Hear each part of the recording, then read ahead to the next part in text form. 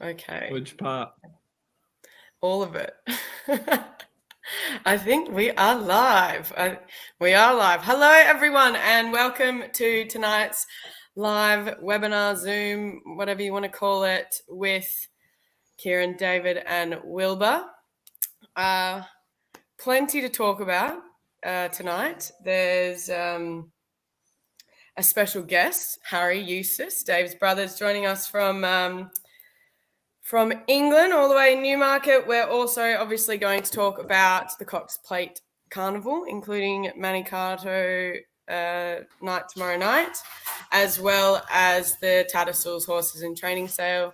And we will give away some prizes. We've got an exciting new merchandise store, which is going to be live, where you can buy an array of hoodies, puffer vests, hats, T-shirts, stubby holders, their famous Terry Toweling bucket hat, and I think that's about it. But anyway, we'll kick off the show with the fact that obviously there was some big news today. People were shocked by it. Some probably are disappointed. And that is Ciaron has chopped off those infamous locks. You may not be able to see it, but if he goes close to the camera, he is sporting a very short hair. Ciaron, what happened? He's frozen. Hello? Sorry, I was just cutting in and out a little bit there. But hello and welcome. Yeah, things have got a bit lighter. So just freshen things up a little bit. But if you just anyway, we give won't the dwell crowd, on that. We'll get into it. Will, the what's crowd a that twirl. backstory? What'd you say? Just give the crowd a twirl. That'd be great, mate. Yeah, I see my ears anyway. Oh gosh. But on a more serious note, there was some big news today. Gold Trip has unfortunately not passed his first trot up this morning. Do you want to talk a little bit more on that? Yeah, so it was well documented that when he got off the plane, he was very stiff. He was a bit sore in front and behind. And yeah, he's continued to improve. It's actually quite amazing how much he's changed. And, you know, he did a solid piece of work on Friday and Saturday at the Valley where Damien sat him. And, yeah, Damien thought the further he went, the stronger he felt. And, yeah, you know, he's continued to improve even again today. You know, I thought he trotted up. He's got a low-grade lameness behind, but yeah, sound everywhere else and very supple. So yeah, you know, I was a bit surprised. I was very surprised actually on the decision. You know, that he didn't pass today. I thought he would have passed today and got the green light. So yeah, hopefully he can get the green light tomorrow because yeah, I think he's ready to go. And yeah, you know, as I said, he's passed all his scans up until date. With the new protocols, there's a lot of them this year, and yeah, as I said, I was very surprised he didn't pass today. Dave, you echo the same sort of thoughts? Yeah, absolutely. You know, I think Ciaron touched on it, that it's obviously very disappointing for everyone and the whole ownership group. You know, we wouldn't look to line a horse up that we didn't think was right to rather than run his best. So it's disappointing that there isn't a little bit of trust involved there, particularly with the scans that are there to reduce or all but put it beyond reasonable doubt that any sort of serious injury is going to occur. That's what they're there for. and for him to pass all those and to be moving the way he is, which we think is more than satisfactory to be going to the races, it's frustrating. Absolutely. Well, let's hope that tomorrow morning at 11 o'clock or whenever it is, we can say a different story. But anyway, we'll leave that there for now, and we'll move forward. So next off the rank, we will talk about next week's Tattersalls Horse and Training. So obviously it's a very good source of quality staying horses, in particular middle distance horses, and it's very popular down here in Australia by syndicators, trainers, individual owners, and everything like that.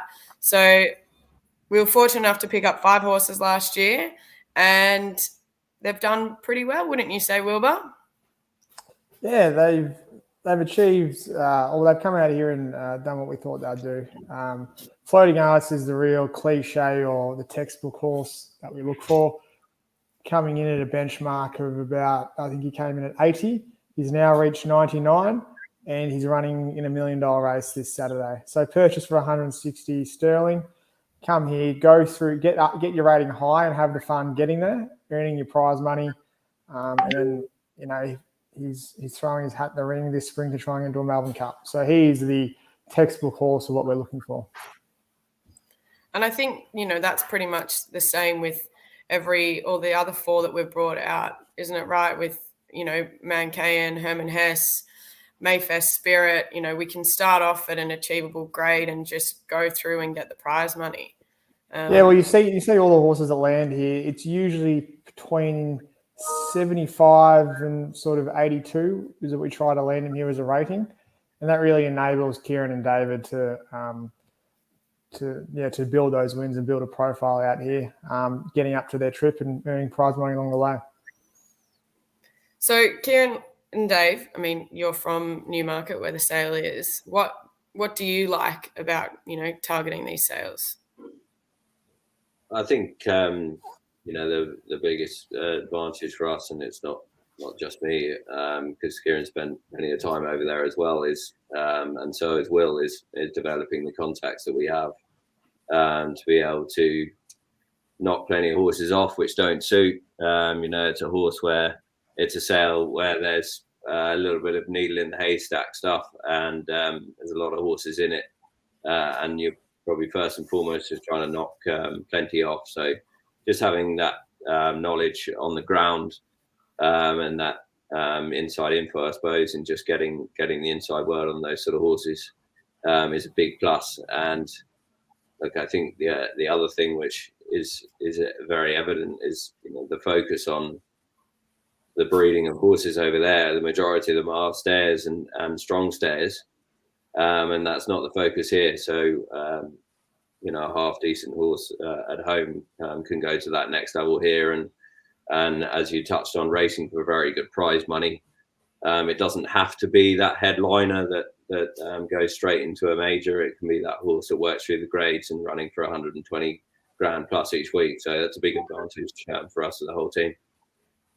Yeah, absolutely. And on that note, I think that's sort of the main thing for them. You're buying a ready-made horse that's going to race for sort of 120 to 130, 150,000. Usually every time they go around, you might start off midweek, and you're buying them from sort of anywhere from 200 to 600.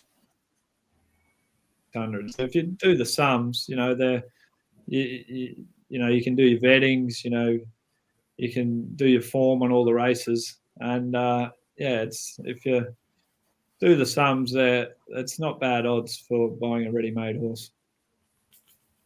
And Will, how are we going with the shortlist for next week? And are we going to stick to kind of sticking to that well-rated horse that can come out here, or what's the plan? Yeah, we're already looking at horses. It's always a moving target because a lot of horses get scratched. I think our shortlist is 120 horses, and from past experience, about 60 of those will actually be withdrawn from the sale.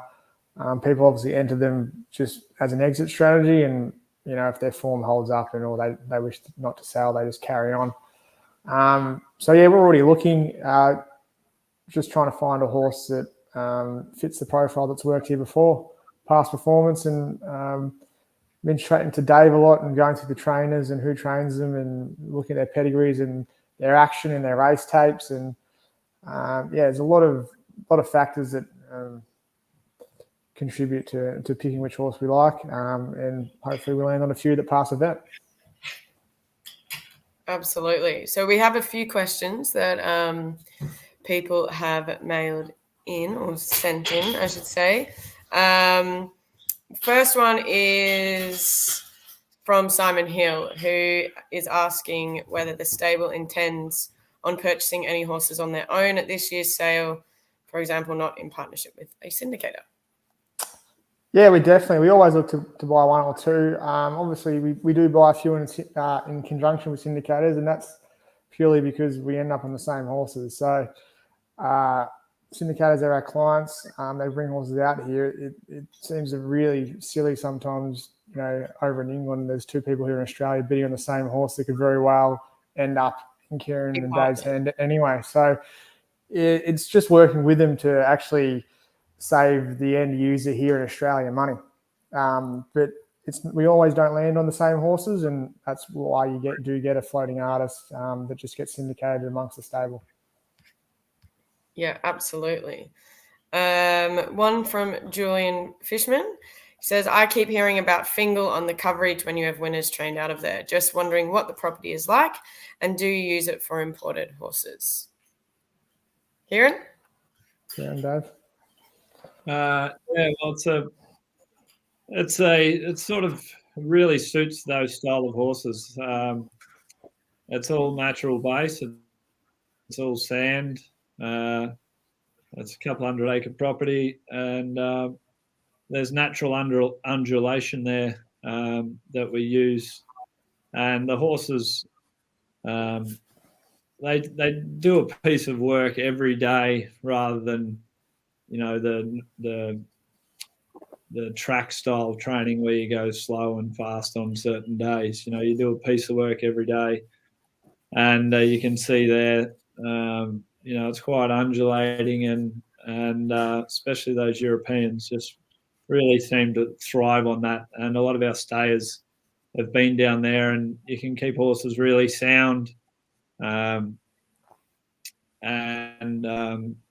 really hold a strong, or actually put a strong base on them, or hold a strong base with not a lot of galloping. So a good example of that was Dr. Drill. He's one of the most honest horses in the stable, and he's been in work a long time, and we just flicked him down there for a couple of weeks just for a change. He's a horse that, obviously is very fit, and we just wanted to give him that, I suppose, hold that fitness base without galloping him, and you can see the benefits of it by the way he ran the other day. Yeah, absolutely. And then we've got another one, which is an important one, actually. And this is one for you, Will. What sort of characteristics are you looking for in these imports? I've heard them talk about the ratings and taking them through the grades, but I'm unsure what that means. Yeah, as I said before, you're looking at a horse that has a high enough rating where they have ability, but hasn't really hit their peak yet. So you can sort of, as we said, bring them through the grade. So yeah, really hitting that 75 to 80 mark out here. And then what else you look for is just, you watch their tapes, you watch their actions. Sometimes they might have that high action and they only perform on soft track, and you'd really query whether that horse would translate down here in Australia. It could just be its overall nature when it's running, whether it's got its head to the side and a lot of sweat on its neck, or whether it's got blinkers and a nose roll, or it just their racing pattern, whether they have a turn of foot or they're just genuine grinders. So it's sort of getting as many traits as you can in your mind from the footage that you can see, and obviously when you do inspect them, usually on the complex. But I mean, it makes my job a lot easier. It makes me look very smart due to Ciaron and David, their facilities they've got. If you just had one base, or let's be just had Caulfield, for instance, you'd have to be very picky. And so that's where I think, you're made to look smart in the sense that you can buy a horse for cheaper than other horses. Buy a horse for a lot cheaper because other agents and trainers might pass on. But you look at a horse, and Ciaron and Dave, are of the opinion they can manage that at the beach or single. So you do find value and make them perform out here. And I guess the ratings aren't exactly the same either. So if they're rated 90 over there, they're not actually rated. Yeah, so when I'm talking about rating over here, you usually drop about 10 points. So when I say 75 to 80 here, it's Australian rating I'm talking about. Yeah, so that's why. So when you look at the ratings over there, you can, have an educated guess as to whether they fit or might suit Australian racing as such. We've got one from David Hine, who says, how does King's charisma compare to the others that have won? Have we seen the best of him? Ciaron or Dave? He's a little bit of a quirky horse, but I think it's just started to iron him out now. He was a bit unlucky the other day. Should have finished a lot closer. He's a very natural stayer. And when we talk about ratings, he's got a lovely rating where we're going to have a lot of fun with him. He was solid the other day. He was got a little bit crowded first up. And, I think out to 1.5 miles now. A mile and a half and beyond. He's a natural athletic horse that you'll see him work for a long time and probably space his runs. And I'm quite happy with him. And Ciaron, you talk about data and other analysis you use. He rates quite high, lactates and heart rate and everything like that. Yeah, he does. Everything about him is he does work easy. He doesn't need a lot of galloping. He's another one that's down at our Fingal property at the moment. And, when any of his tests or data that come back, it just shows, his recovery is almost instant and whatever we do with him. He's got a very low blood lactate in any series of gallops we do with him on the treadmill.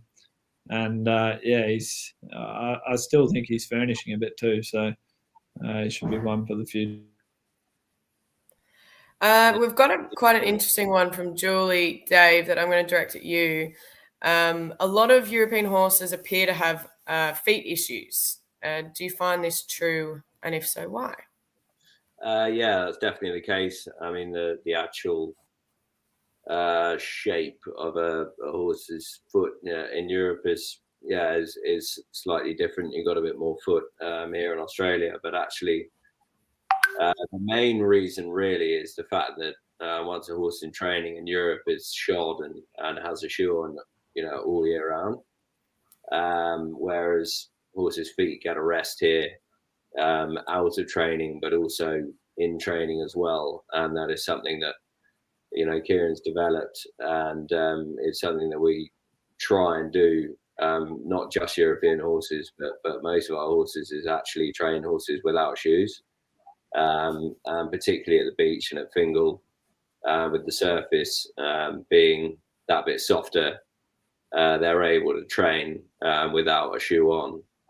They harden up, and it's great for their heel and the actual angle of their foot. So it's two things that we feel we can improve, and one is the shape of their foot, but also sort of resting them without a shoe on. So that's absolutely true, and that's why. Well answered. And we'll go one more about Tatts, and then hopefully Harry isn't far away. Will, are there any particular sires that you target at Tatts, or that are better suited to Australian racing and the conditions, or do you just kind of go on what you've seen in front of you? Yeah, there's definitely some stallions that work out here, and you can obviously work it out with past performance, whether, going back a few years, like Dan Silly worked out here. But then the unknowns is, I love a little bit of Australian blood in there. So an example horse, Gold Trip, He's by Outreach, who's by Exceed. I think he was trailing off of his first Group 1 winner. So although he's got that stoutness and that European blood sort of through the dam line and majority of his page, there's still that, Australian speed, Exceed and Excel sprinter in there. So I just think if you just have a little bit of it in there, they can adapt a lot better. I love just seeing it, whatever it is, whether it's fast net mare or anything like that. Because obviously with the shuttle stallions going up there, I think it's very advantageous. It's the same sort of, at yearling sales, like there's certain stallions that Ciaron likes, Dave, Will, and we sort of, tend to gravitate to those firstly and then, go from there. And Harry Eustace is still late, David. Would he be out of bed? Typical of the family, that. He's probably a bit worse than me. Oh, no, we've got him. Hello. Sorry, I'm late. How are you? I'm good. How are you? Great. I thought we're having James on. He'll talk more. Maybe a little cameo. Yeah. So for those of you that don't know, Harry obviously is Dave's brother. He lives in Newmarket and he's a trainer in his own right. And, in the past year, basically any import that we've purchased over in Europe gets sent to Harry first until it is time to get on the flight. So there's a whole sort of process that goes on behind the scenes. And I guess, Harry, do you just want to kind of talk a little bit about that entire, process before they get on the flight whilst they're in quarantine in Newmarket and then... Yeah. So as you said, Gav, most of them come actually to our yard a couple of weeks before quarantine starts, which allows us time just to assess their condition, general well-being, that sort of stuff, and then make a plan with my brother and Ciaron from there. We sort of treat all of them, especially once the vetting starts, as if they've been off exercise. So we build them up gradually and then get a feel for how fit they are and where they are physically, and then sort of plot a program and get the dates of intended targets and that sort of stuff. In general, I think it's easier if most of the workload is done this end, and then allows you guys time to let them get over the flight, and it gives you more time your end if need be. And has Well, sorry, sorry. we're just catching up. But I was just gonna. Well, Harry, you brought out two horses. One at a time, lads. Sorry. There you go. You brought out two horses yourself that were both successful. So you know what's required and you know what on both ends. I used to Dragon A last year, and so I think that's, knowing who's actually looking after your horse and is a big plus for us. Horses coming this way, I suppose Dave and Harry will have to hold up our end of the bargain, Harry, and get some back going the other way at some stage. Yeah, 100%. Right. It sounds like one of you wants a trip. Yeah, just one.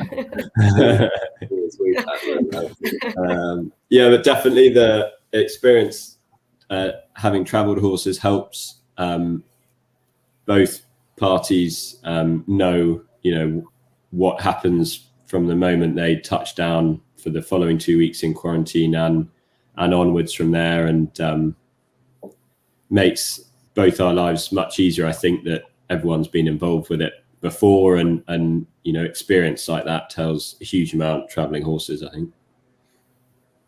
Floating artists is actually sorry, Dave. Who's the head trainer here? Oh.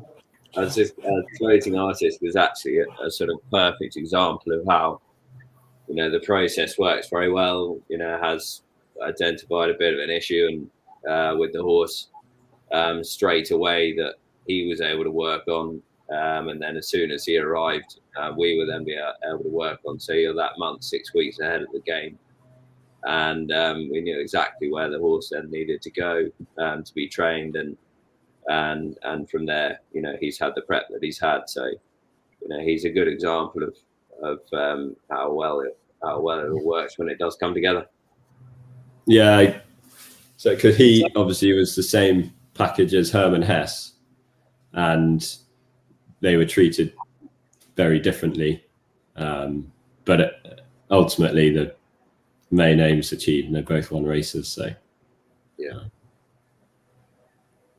We're actually very fortunate, whether it was planned that way or it just evolved, to have, you know, like someone like yourself, the other side that's obviously invested, being Dave's brother, it puts us in a unique spot, as opposed to, say, other Australian trainers, you know, that you hope they get the same level of care as if they were your own. So, yeah, as I said, it's been pretty one-sided so far. We appreciate it, and we'll have to get some back up that way. I mean, that's all right. That's all right. The other thing, which I think is probably a great thing about the fact that you've worked over here, is that, you know, spelling at home is not really a thing, and horses remain in work. But there's been a number of horses that you've said to us, you know, this horse has had quite a long season. Let's just give him a break while he's with you and the other end, instead of trying to push on and land, get here, and we don't think we'll get the right result. And, you know, that's another element that not everyone would be using at home, and be able to get that information. You're then ahead of the game when the horse arrives. It's already had a break. It might need longer, it might not, but to have that's invaluable. Yeah. For sure. Michael has noticed that Dave is having a beer and Harry's having a cup of tea. Coffee. Yes. Hey. There is a question from someone called Annabelle Neesham, who wants to know whether David and Harry are full brothers because Harry's brows are not as big. We are full as far as we're aware. On that, As far as what? Yeah. Harry, you're sure as sending anyone. What was that, Will? What were you going to say? Harry, are you setting any up at Wolverhampton anytime soon?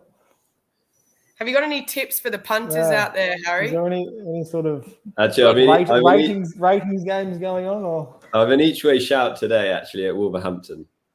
oh, perfect. Hopefully at Flaming Lord, he's about 18, 20 to 1. I think he'll be in the 3. Oh, marvelous. Ah, perfect. Hopefully you're a better judge than Dave. Yeah, I mean, so too. I get first-hand tips through Dad of Big's tipping. It is woefully poor. To be fair, Dad just has a 5 each way on everything we have. On everything, yeah. Especially if the Queen's riding. All right, thanks for that, Harry, and we'll sure get some videos hopefully in the next couple of weeks with you and all of our purchases. Yeah, be in touch. Great, thanks, Haz. Thanks, guys. Cheers, H. Okay. Before we get on to the Manikato preview, where did I see that? Benjamin Jones, Geelong Cup wrap, please. What did we think of our 2 in that? Sure. The Geelong Cup. That's it. In the Geelong Cup. Geelong Cup wrap. Well, Bartholomew Diaz did far too much work in the first half of the race. The plan was just to sit behind the speed and then make a run for it. They were racing a little bit on speed, but he just did far too much work, Bartholomew Diaz. And Dr. Drill, that's right at his maximum distance range. So I said to Brett, don't flush him out. Just wait and get that real cuddly run. And as soon as he got off, he said, I should have cuddled. I said, yeah, you probably should have. That being said, Charlie Rose was very, very strong. It's a great stayer, and the Wilds have done a good job with it. And, deserved winner. But I think the little Drill, would have made it interesting if he had just peeled off her back at the furlong rather than the top of the straight. There you go, Benjamin. So let's go on to tomorrow night. Big card of racing, plenty of runners for the stable. Obviously, the highlight is the Manikato, where the girls are on show. 4 of them. Let's talk through them and where you see them. Well, I don't think there's much between Sneaky 5, Crystal Bound. Sneaky, you would think's got the edge on Crystal, but Crystal's got the better draw, and she's had, they both had to start around the valley and were both very impressive. But I think Ballanipatina from 1. She goes on all surfaces. I think she's had a super prep, and it just needs a squeak, and I think she's going to be riding it also. So the 3-year-olds make it very interesting because they get in with absolutely no weight at all, with 51 kilos. And away game, she's drawn out wide, but Linda Meach could win on a carpet at the moment, so she'll need to pull out a pretty strategic ride from there. But she's coming off a run where she didn't run to form. It was very out of the blue for her, but worked well since, and is obviously very fit from recent racing. So, we've got a decent hand. It's a pretty even as a whole, so it'll come down to sort of speed, sort of smoothness in running, and actually how quick they go. Drop a rain would be nice, Ciaron, for all of them, really, probably, would you say? Drop a rain wouldn't hurt all of them, you would think. Yeah. If you were to pick one. Dave? The rain probably won't win if Dave picks it. Dave? Yeah, I just can't do it to the connections. So I'll do it for you, Dave. I'll do it for you. Sneaky. I think Sneaky. Someone with an English accent like Sneaky, and I don't think there's much between her and Bella. There you go. Okay, well, race 1, we've got Fake Love and Marine 1 going around. Quick thoughts on that? Marine 1 should hopefully get the cash. Fake Love should be a big improver. Great. Race 2, thought of that. Thought of that. Super win last start. Doesn't want it too wet, so keep an eye on the rain. But is working really, really well, and gets him a lovely weight. Should go right on with it. Should be hard to beat also. Galactic Fury in the 4th. Yeah, I think he's going super as well. Sound like a broken record, but I think he's got a great chance. Galactic Fury. He won very arrogantly last start, and I just think at the odds he's at, he runs into some pretty hardened racehorses like Sosi Bon and Maha Amadeus. Regards Marie, the Wicklow Town, they're hardened racehorses. But yeah, I'd say he's not the worst. A little flutter each way there. Easy Single and Lady Pluck in the one after that.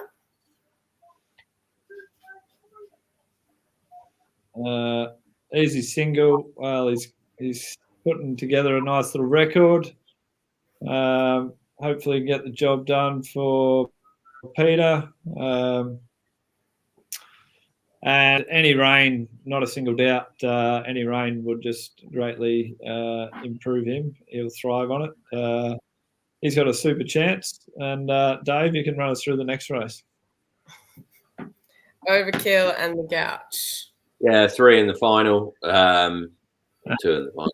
No, 3, I think. Lady Pluck as well. And would all have good chances. But the Gouch is racing in great form. Again, drop around be nice.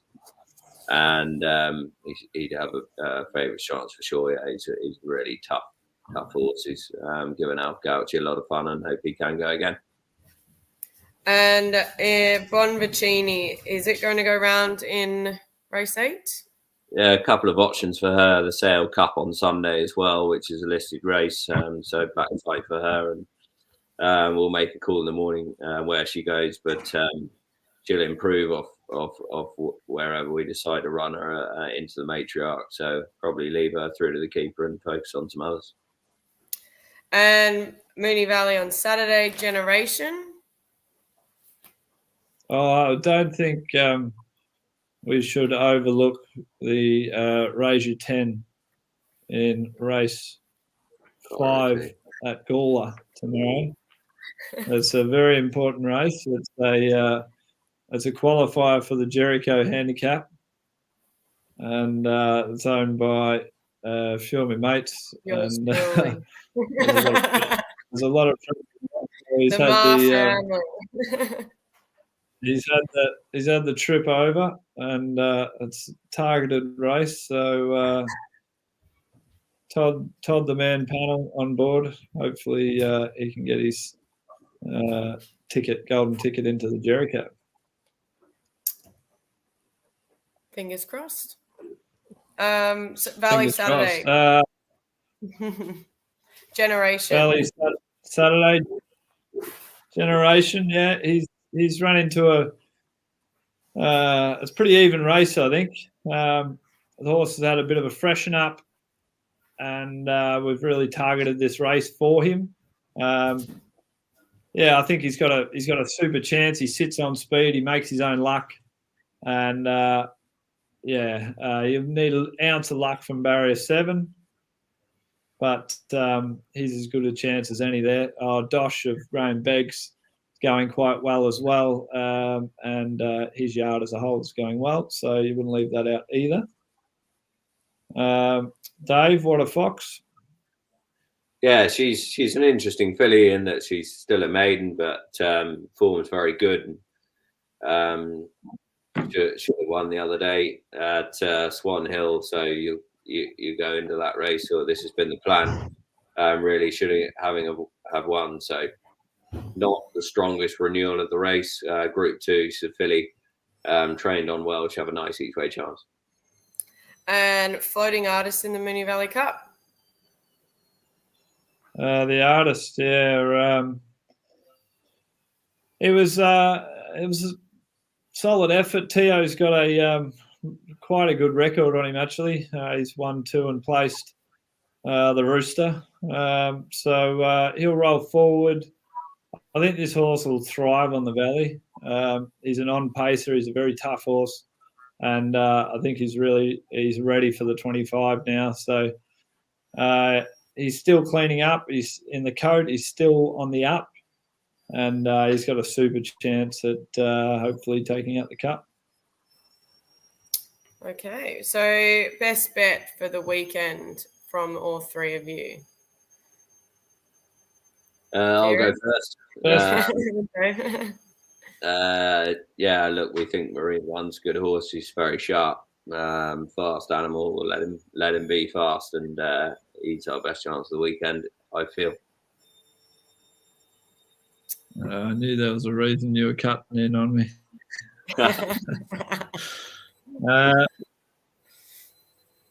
I'm going to go a bit of value. Nipper, barrier 1 in the Manikato. Will. Marine one just wins. All right, there you go. Just wins. We've got a few questions that we'll go. Yeah. You can't just follow up and have two. You give them something for Dave. What about you tipping 150 to one shot the other day? That had 6. Something a bit of value. I don't have that much value. If I was just purely punting, I'd say actually Jonker in the Manikato coming back a class. If the rain doesn't come, he'll be on pace, and I don't think they'll make ground. If the rain comes, I can't have it.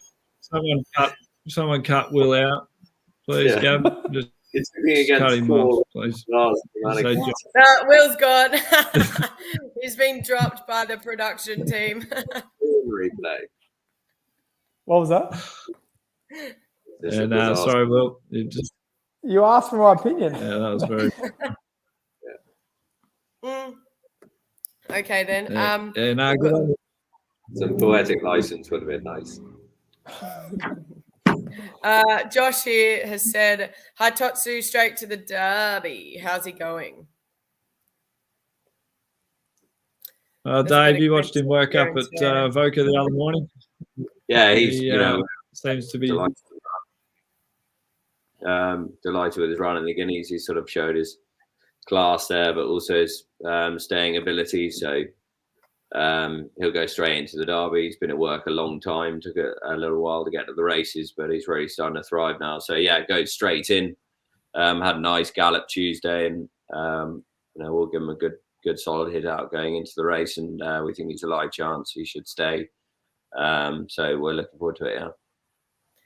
Beauty. Mike, is Linda riding for you in the Melbourne Cup? She is. Is she riding for us in the Melbourne Cup? Linda. Hopefully, we've got something to put her on. She'd win on anything at the moment. It's we're just working out what we're doing there. Obviously, she rode Persan very well the other day, and there might have been a pre-booking there, so we'll just have to see what the story is. Then we've got Acrobat. What's happening with him? Acrobat, he's taken a while to come up. He's a colt that's had a long time off, and we're just giving him every opportunity. We probably won't see him in the spring, but we'll target sort of the early part of the summer. He did have he had an infection that was quite nasty, and whilst it's pretty settled down now, we just want to condition him and just build that base on him a little bit more before stepping him out. So I was hopeful that I could get him ready for the Coolmore, but we'll have to wait for the autumn now, summer, autumn. What are the plans with Coolangatta? Coolangatta, well, she may go to the Magic Millions. She's just had an easy couple of weeks, a bit of a breather in the paddock, just to take it all in, and she's done a lot, really. She's very natural, she's very impressive. She's got a lot of scope, and she's back in the yard just ticking over, and she'll probably have one run before the Millions. And that's her plan at this stage, and then hopefully then on to the Slipper. That would be very nice. There was one in here. All right, there we go. How do you rate Bubbly Lass going into next prep? She had a good prep. Excellent through winter. Genuine soft ground filly. She was very unlucky not to have won a race in town. Will definitely improve a good break. She's just back in now into pre-training and spelled really well. So, she's got a nice rating. She's rated 69, and hopefully she can just work through the grades as an older filly or older mare and hopefully end up into a nice race. But she's a nice horse going forward that hopefully she's got plenty of improvement to come. And lastly, let's go from Frank. I saw Armory is coming out to race for you. When can we expect him to be on track? Armory, he's in quarantine, and he'll be out, and you'll probably see him in the autumn. He is quite exciting. Well, he's a very exciting horse. Obviously, he's very talented for his connections over there. But other than that, it's been about 45 minutes, so I think we should probably wrap up. Just a quick note to say thank you to everyone for all their kind wishes and condolences about the Dragon. Obviously, that was a tough weekend for the stable. Tough for, the owners, Anna, who looks after him a lot, Ciaron, Dave, everyone that had anything to do with the horse. And all your comments were read and very much very thoughtful, and we thank you for that. So, yeah, very sad we can't, have him still with us. But these things, unfortunately do happen. But anyway, thank you all for that. And good luck for the weekend if you're having a play. Keep in touch with us. Feel free to contact any member of our team regarding the sales over the coming weeks. There's also ready to run sales that we'll be having a little look at. But of course, sign up to all of our emails on the website and keep in touch there. And hopefully you guys can all jump into the next floating artist or whatever that may be.